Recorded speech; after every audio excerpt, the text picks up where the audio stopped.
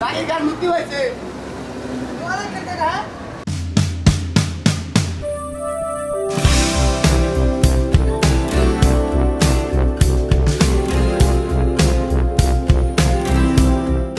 জেলা ছাত্রদলের সাবেক সভাপতি জাকির খান নারায়ণগঞ্জের আলোচিত ব্যবসায়ী সাব্বির আলম খন্দকার হত্যা মামলায় বেকসুর খালাস পাওয়ায় নারায়ণগঞ্জ মহানগর ছাত্রদল নেতা ইরফান ভূঁইয়ার নির্দেশে ব্যাপক কর্মসূচির মাধ্যমে আনন্দ ঘন পরিবেশে দিনটি উদযাপন করা হয়েছে।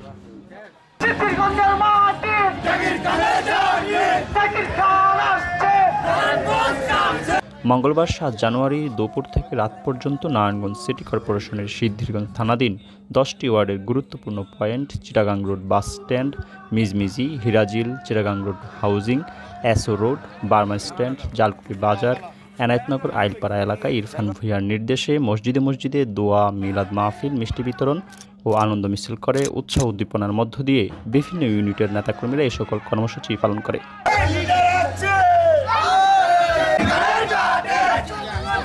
এ সময় নেতাকর্মীরা বলেন, নারায়ণগঞ্জ জেলা ছাত্রদলের সাবেক সভাপতি জাকির খান মুক্তি পাওয়ায় নারায়ণগঞ্জ জেলা বিএনপি জাগ্রত হয়েছে। নারায়ণগঞ্জবাসী আজ খুবই আনন্দিত। মিথ্যা মামলা দিয়ে দীর্ঘদিন যাবৎ স্বৈরাচার হাসিনা সরকার জনপ্রিয় নেতাকে জেলে আবদ্ধ করে রেখেছিল। বর্তমান সরকার নিরপেক্ষ বিচার বিভাগ করায় আজ আমরা ন্যায় বিচার পেলাম। আমরা নারায়ণগঞ্জবাসী আজ অনেক আনন্দিত। বিএনপির গার্জিয়ান এবং নারায়ণগঞ্জের গার্জিয়ান আমাদের প্রিয় জাকির খান আজ মুক্তি পেয়েছে। এলাকাবাসীকে সবাইকে মিষ্টি বিতরণ করলাম, মিষ্টি মুখ করাইলাম এবং আমাদের ভিতরে আনন্দ। আমাদের নারায়ণগঞ্জের উন্নয়নের জন্য জাকির খান বিকল্প কেউ নাই। জাকির খান আমাদের নারায়ণগঞ্জের জন্য জাকির খান দরকার, আমাদের জাকির খান দরকার। আমাদের নারায়ণগঞ্জের মাটিতে জাকির খান ছাড়া কোনো বিকল্প কোনো পথ নাই। জাকির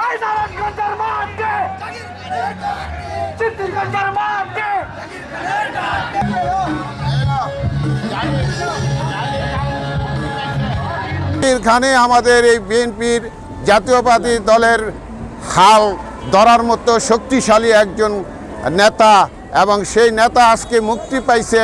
তার মিথ্যা মামলায় তাকে জড়াইছিল, সেই মিথ্যা মামলা থেকে সে আজকে রেহাই পাইছে।